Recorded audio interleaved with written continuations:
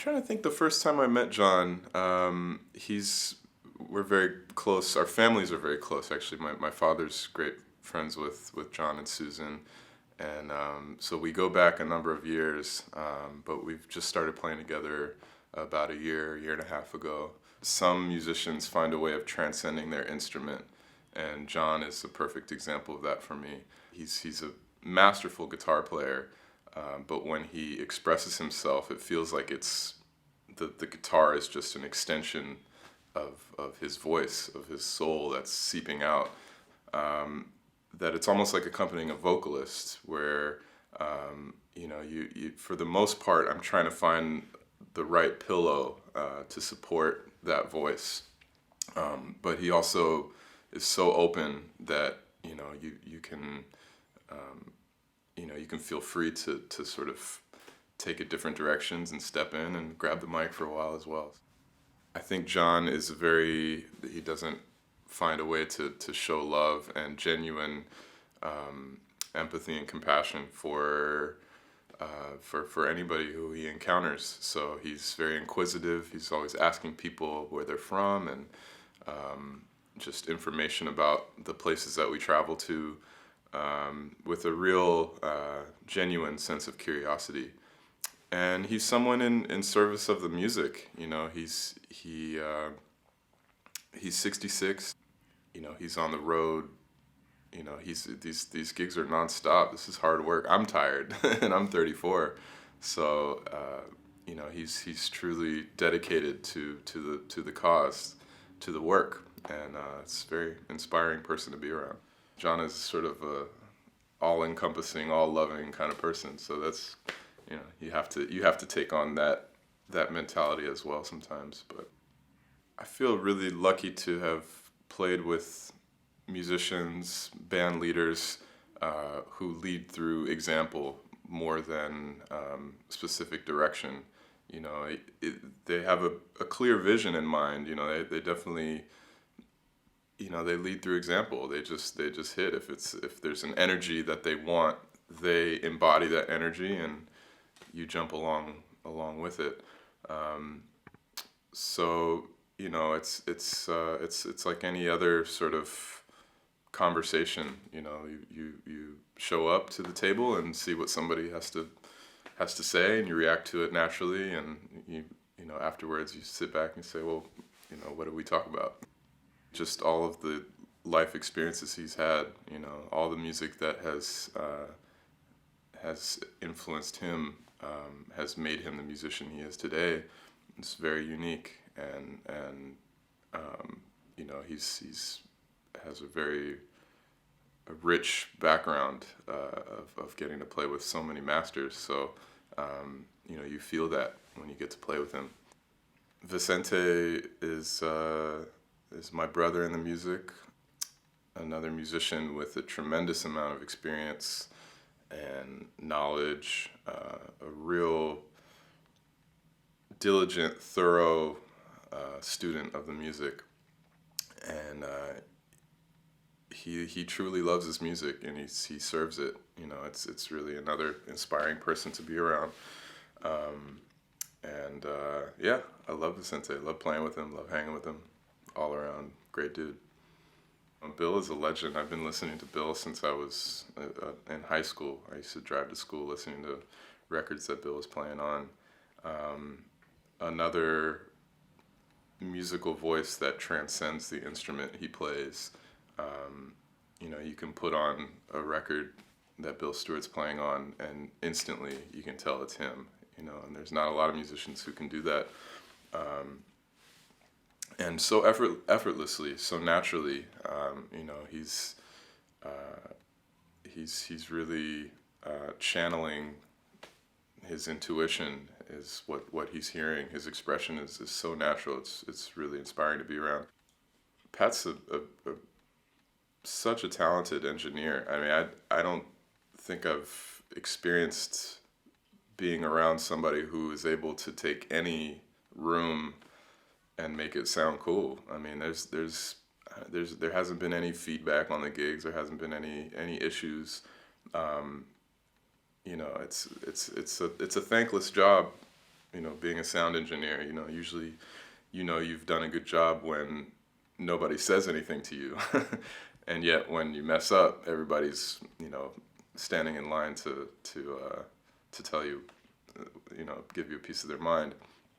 And I haven't had to say anything to Pat. It's like, it's just so easy. I've been recording some of my own music for the past decade or so. I've got a couple trio records out and a couple records with a sextet, some horns and some poetry. So yeah, I'm still trying to always work on that stuff, always trying to write. On some of the off days, I'll look for a piano and try to get some work done and sort of think about the next deadline or the next project that I'm trying to create. I've been I sort of toggle between doing my own thing and getting to play with some really amazing musicians. I've been playing with Charles Lloyd for a number of years now, which is another just really inspiring person to be around and a master to learn from. Terrence Blanchard, I've got some gigs with him coming up this year. That's been really cool to play with him. My dad's a great bass player and composer. He's living in Los Angeles and traveling the world. We still play together. My uncle's a great saxophone player, reed instrumentalist. So we have a band that we all play in together. I was pretty young when I started playing piano. I was like 6 or 7, and my parents asked me and my sister if we wanted piano lessons, and we just sort of blindly said, yeah, sure. But I was always sort of musically inclined, I think. I was always doing impressions of the sounds I was hearing, like birds and airplanes and stuff like that. So I always sort of had a natural sort of pull towards improvising, towards playing by ear. The piano is unique in that we have the whole spectrum of the orchestra, and with that comes a lot of options, in terms of how you want to contribute to the music. It's a percussion instrument, so you can think like a drummer, you can think percussively, but we can also play melody. You could just play with one hand and think like a violin or a cello, playing chords and trying to find a way to, what your attack is going to be. All these things, there's just a lot of options, and when it comes time to play, hopefully I'm not thinking too much and I'm reacting and playing naturally, but I think all of the music that I've been exposed to and other pianists that I admire, other groups that have piano in it, all that informs, what decisions I make in the moment on the bandstand. I think anything can be learned, but I think maybe it comes down to how we learn that thing that we're trying to learn. I think maybe a lot of times people have put art and artistic expression in sort of this academic, education methodology type of thinking, but with some of the more mystical and mysterious aspects of music, maybe those methods fall a bit short. So, I think anybody can learn to express a certain rhythmic feel or an emotion if they have spent enough time soaking in that emotion, that feel. So it's like any other language. If you want to speak German, you're probably best off going to Germany and immersing yourself in the language. And by the end of 5 years, you're probably going to have a different natural feel for it than you would if you hadn't ever heard it before. It's the same with music. You can't expect somebody to just be the most swinging musician without having listened to a lot of swing, listened to a lot of swinging. I think if I were to use a word like jazz to describe what I do, I would want the word to represent the freedom that exists in this music to improvise, to express yourself however you wish, to serve the music as it's asking to be served, without any sort of preconceived notion of, well, there's a boundary here. We don't do this because we're jazz musicians, or we don't do this because we're rock and roll musicians. I think all the musicians that I've learned from and that I've admired and that I've studied, I think they have blurred those lines, and they don't really believe in them or find any use for them, really. I love to compare philosophies in music and approaches, but beyond that, when it comes time to play, I'm usually trying to forget that. I think of the concept of improvisation as no different than anything else we do every day. Just having a conversation with somebody is improvising. It's reaction. It's sort of taking whatever's given to you and rolling with that. So I think if the search is honesty and truth in our expression, in our daily lives, on our instruments, on the bandstand, then improvisation is sort of the guiding light.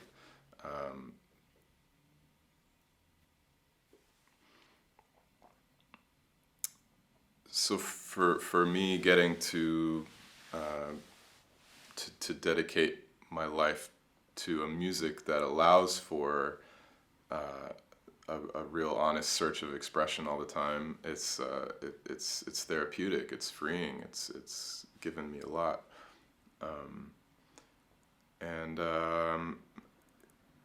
Just like in everything else in life, how free we are able to be is dependent on a lot of different conditions. So, even within the music we play, there are structures. There's a form that we're adhering to, until there's not. Until we break that open and we say, okay, we're gonna take this freedom to the next step. And I think it's the same in life. Trying to search for truth, trying to search for honesty in our expression, and still have to be confined to the clock, to money, to all these things that these illusory concepts that we have decided have to be there, until we decide that maybe they don't, and then we break free of them.